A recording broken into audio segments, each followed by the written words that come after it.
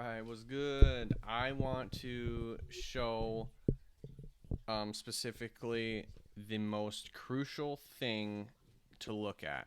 My opinion. My opinion. Here it is. It's called the RR furthest ratio. Um, you can see on the screen. This is my dashboard. This is my performance. And then here's my financials. And this is like the hard right edge right here, or whatever that's called, hard bottom line, whatever. This is that bottom line table or dashboard. But here is my actual dashboard. This is the dashboard that I'm actually I pay more attention to, because this is my actual trading. And in order to track trading, you have to, in my opinion, the most important one to track is RR furthest ratio. Okay, there's a lot on the screen, but in my opinion, RR furthest ratio, this is what it is. It's the on your wins, how much do you capture? On those wins, those same wins, how far do they go? And you see that on average, the furthest on the wins, the furthest it goes is 3.6. On average, it goes 3.6. But you get out at around 1.3 on average, 1.3. So the RR furthest ratio is a 0.4. This is not good because you're capturing 40% of what you could be making. All right? You're capturing 40% of what you could be making. There's a lot of meat left on those bones, and you're giving it up. And I think that that's so important because before I wasn't calculating this correctly. I was calculating it overall, the furthest overall on all the trades versus the RR or risk reward that I was going for on all the trades. But that doesn't make sense because if it loses, it loses. But if it wins, how far does it go? And that's what we should focus on. We're focusing on the wins and on both sides of the equation, both sides of the ratio. The furthest it goes on the wins, the risk reward that you get on those wins. So on those same wins, it goes 3-1. You're getting out at 1-1. That's what this is saying to me. And what we're saying is we can have a lot more edge in our strategy if we hold on to these winners. And this is exactly how you track it. This is the speedometer on where am I at? And this is it. That RR furthest ratio, we're capturing 0.4. Hey, it's better than 0.2. I could be worse than this. I have been trying to stretch myself a little bit with more risk rewards, but man, it obviously goes more. And I'll tell you what, I look at my trading. If you look at, not on this dashboard, on my Excel spreadsheet, I tell you what, every single day, there's at least an 8-1 that I have. So let's say today, January 18th, this is the furthest column. We've got a 1 went 7-1, 1 went 9-1, 1 went 14-1, 1 went 7.5-1. These are huge numbers, man. If you capture a 7-1, you have to win less. You can win 16% of the time and still be profitable. I don't even know what 1 divided by 8 is. You can win 12% and you'll be break even if you risk the same amount, That's obnoxious, man. And I have 3 of them in one day. Let's look at the other day. The day before that. We got a 6-1, we got an 8.75-1. There you go. A 6-1, which is pretty far, and then an 8.75-1 is huge. This is risking $100. The thing slides all the way almost 9-1. I mean, I think that's incredible. I think that's a long ways to go. And what are we getting out at? We're getting out at 1-1, folks. This is how far it goes. I went out a 1-to-1 and it went 8.75 to 1. That's why you see the RR furthest ratio of 40%. We need to bring this up to 80%, man. In between 70% and 100% is where you want to be. In my opinion, anything past 100%, meaning you want to get out more than what the market is willing to give you. And I think that's wrong. That's a bad thing. That's where you can really catch a fall off on your edge, on our statistical edge, on how we make money. If you're asking for a 5-to-1, but the thing goes 3-to-1, obviously your target's not going to be hit and you're going to be stopped out. You're going to lose money on that trade or break even or whatever you set your stop. The point is so important, man. It's so crucial to see how far your trades go. And that's what's going on here. I just want to do one more day just for kicks. Just for kicks. You know what? Let's do a 111. That was a day that I only traded 4 times. There you go. I haven't looked at this. One of them went 0, 0, 2. Okay, those are fine. But 15 to 1, bro. 15.75 to 1 right here. Right there. 15 to 1, bro. I mean, that's insane. That's just so much. You risk $100, you make 1,500. And I never risk $100. I risk 1,000, bro. What's 1,000 times 15? Am I unconscious? That's 15 grand, bro. What the fuck?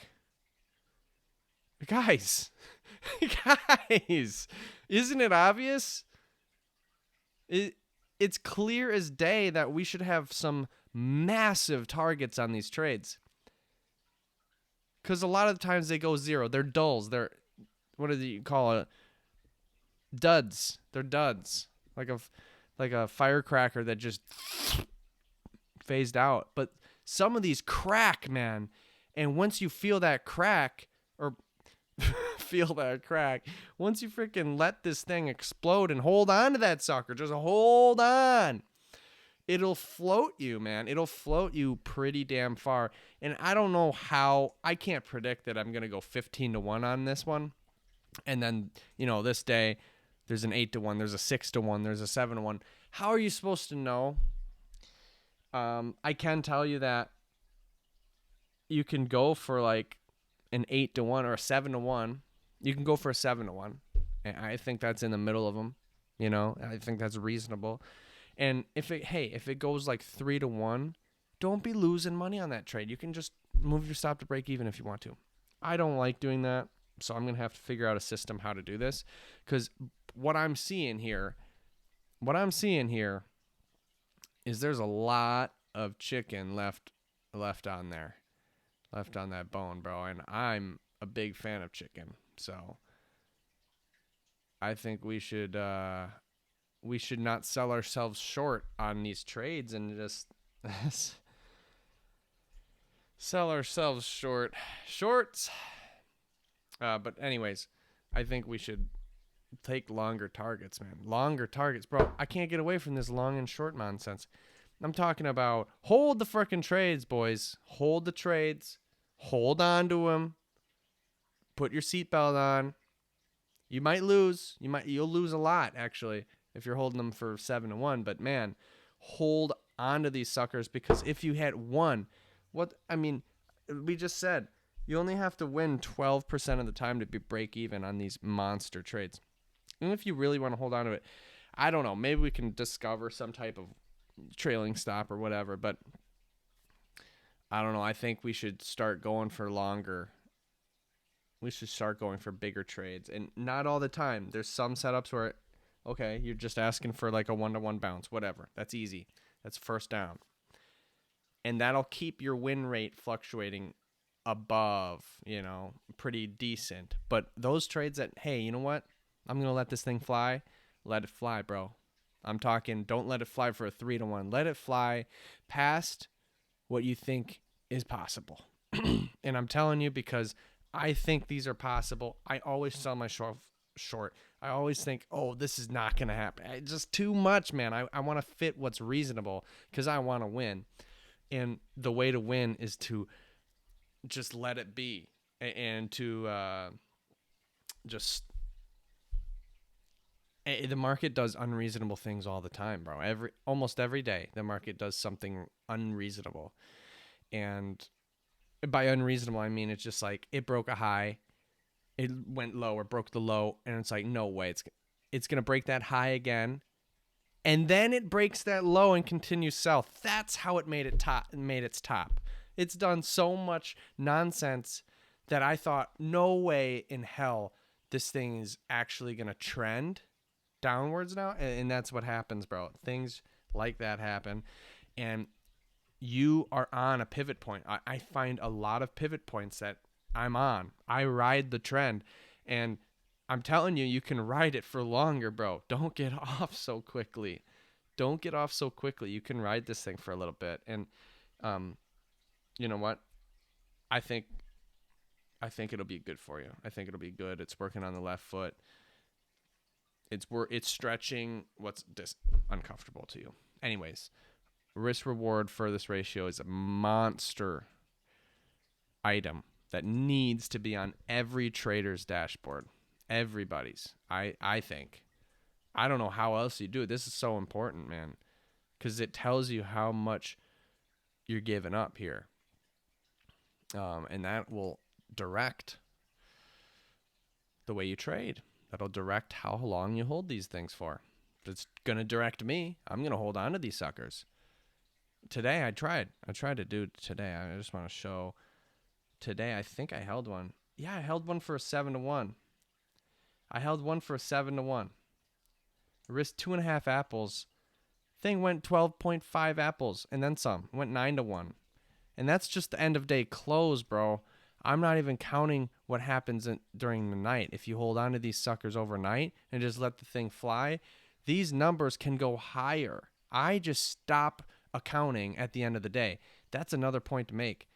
This risk-reward furthest ratio is probably lower because the risk-reward furthest on these wins, I stop recording them, bro, at the end of the day. I'm done. I delete it all. I delete it. So it's not. It went 9-1, right? If tomorrow is another big day rally, it's gonna go 18-1, and I'm not accounting for that, bro. I'm not accounting for that. I'm only accounting for it went 9-1.